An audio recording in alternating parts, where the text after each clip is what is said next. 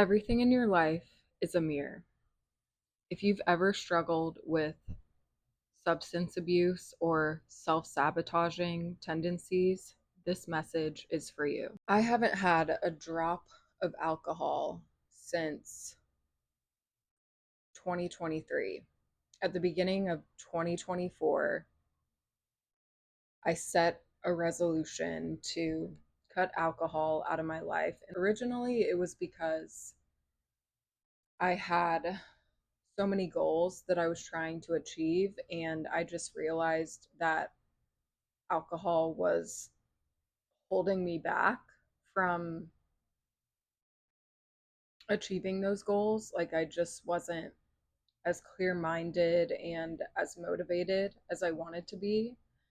And so it's now been, I think it's now been 20 months that I've been sober from alcohol.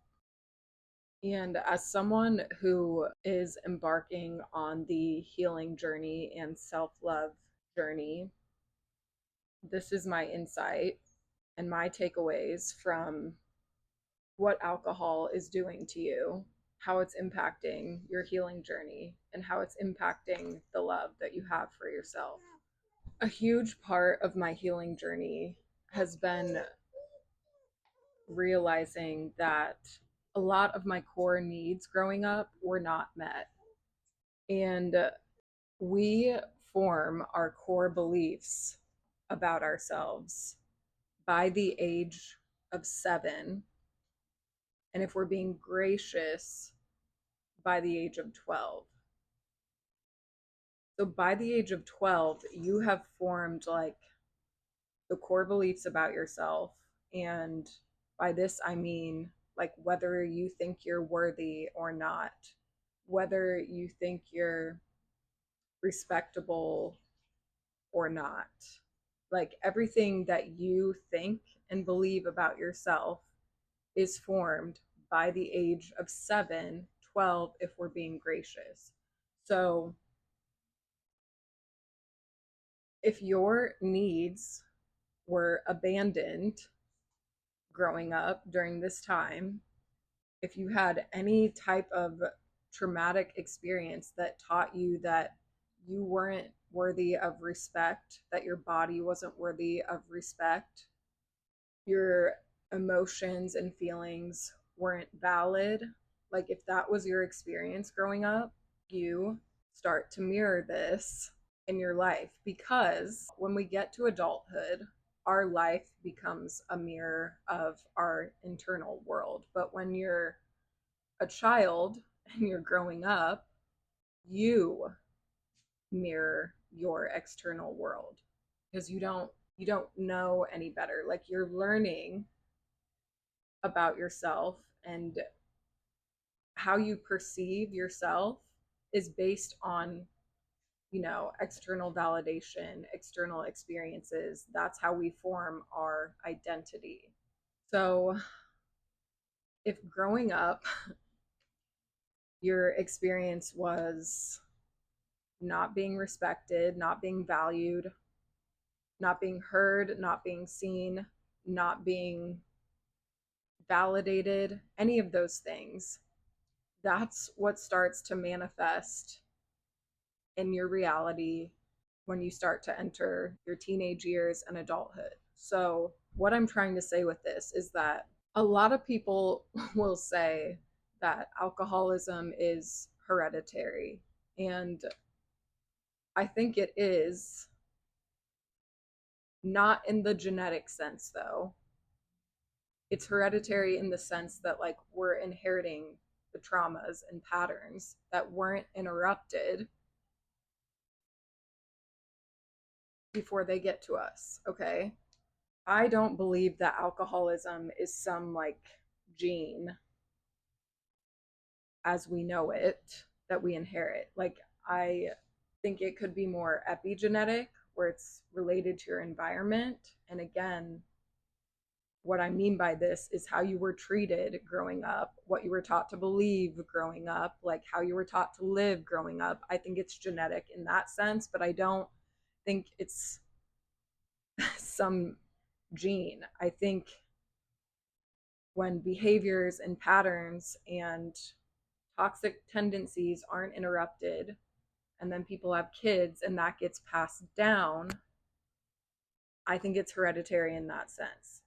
So when you're in the thick of alcoholism or substance abuse or self-sabotaging tendencies, what's happening is that we're mirroring the treatment we received when we were growing up. We're mirroring the core beliefs that we were taught about ourselves when we were growing up. So, if you were taught that your feelings don't matter, if you were taught that your physical safety is not a priority, then when you are an adult, you're self sabotaging, you're abusing yourself with substances. That is you living out that story. You have to interrupt, you have to mindfully interrupt that pattern and that core belief that you are not worthy of safety, of a healthy environment, of a healthy body, emotional validation. Do you see where I'm going with this?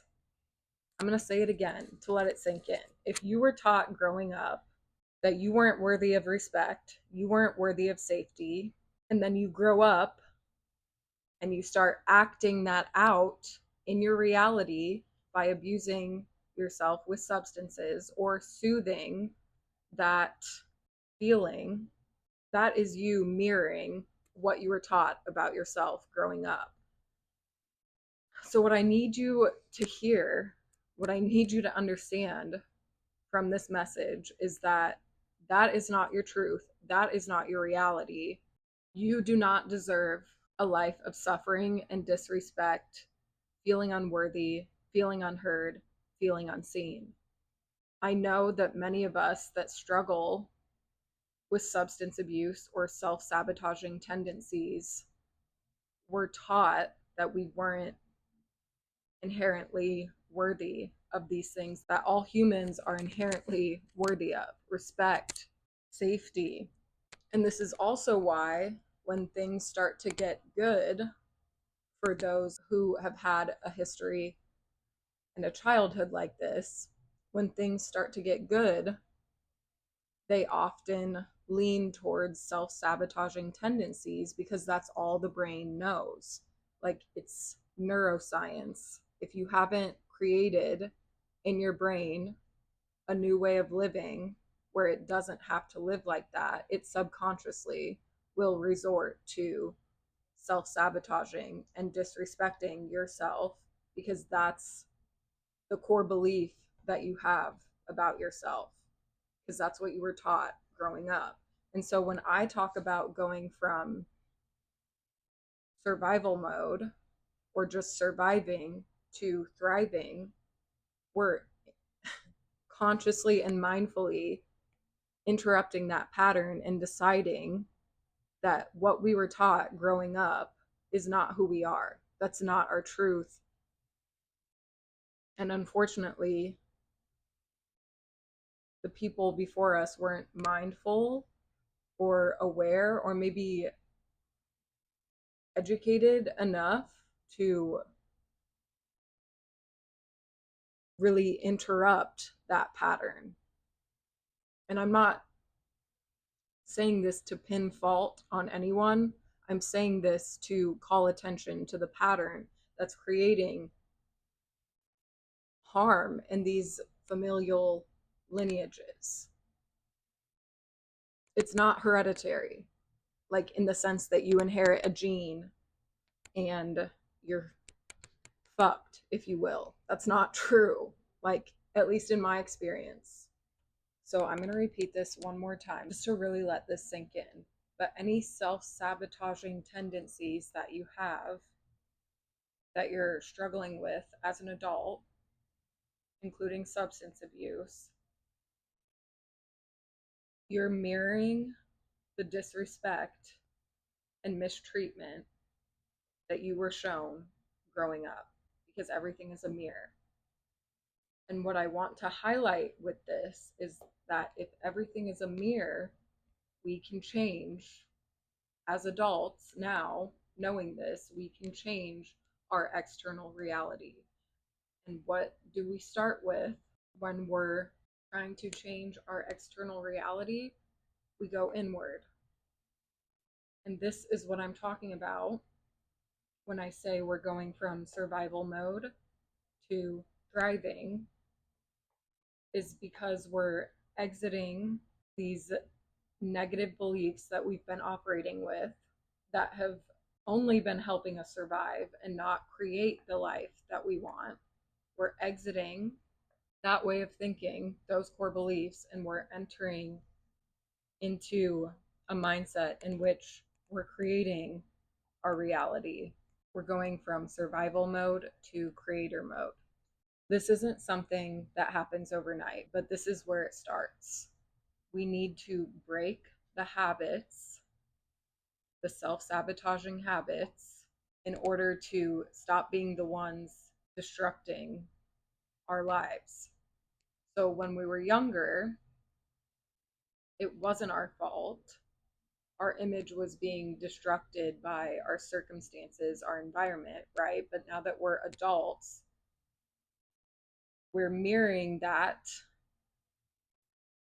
in our lives because that's what we were taught.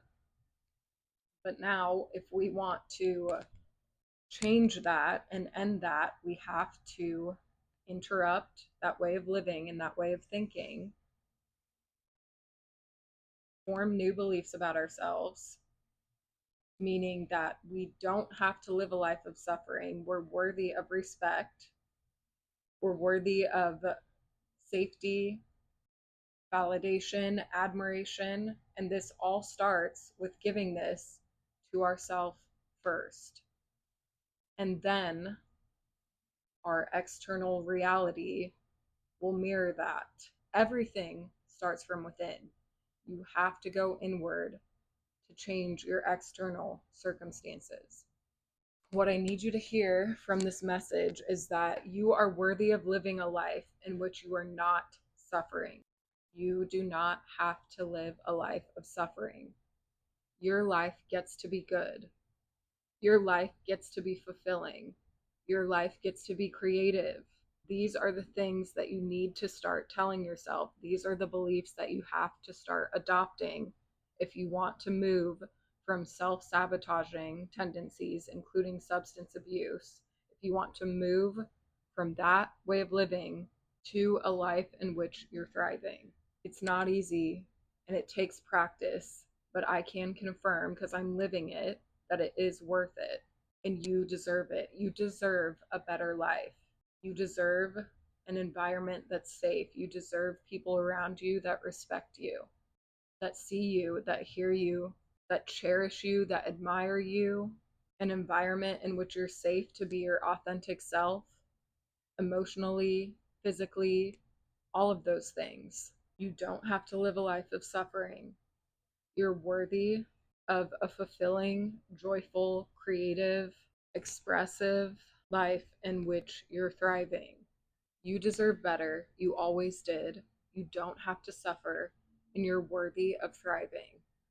With this message, I challenge you to write down 10 new core beliefs you want to adopt about yourself and your life. This could be: I'm worthy of authentic, fulfilling relationships. I'm worthy of being seen and heard. I'm worthy of having a safe space and a safe environment to express myself authentically. I'm worthy of emotional safety. I'm worthy of physical safety. I'm worthy of an environment in which I can thrive.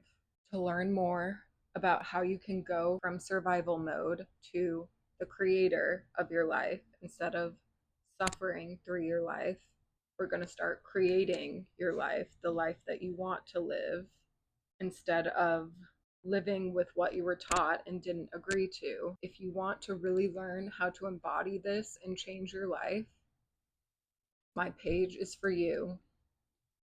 I've been living and embodying and deep diving and researching everything that needs to be changed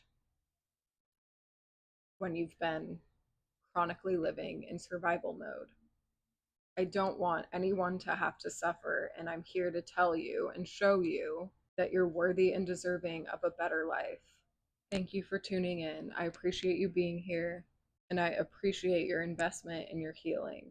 Your life is about to get so good if you allow yourself to believe that it gets better for you.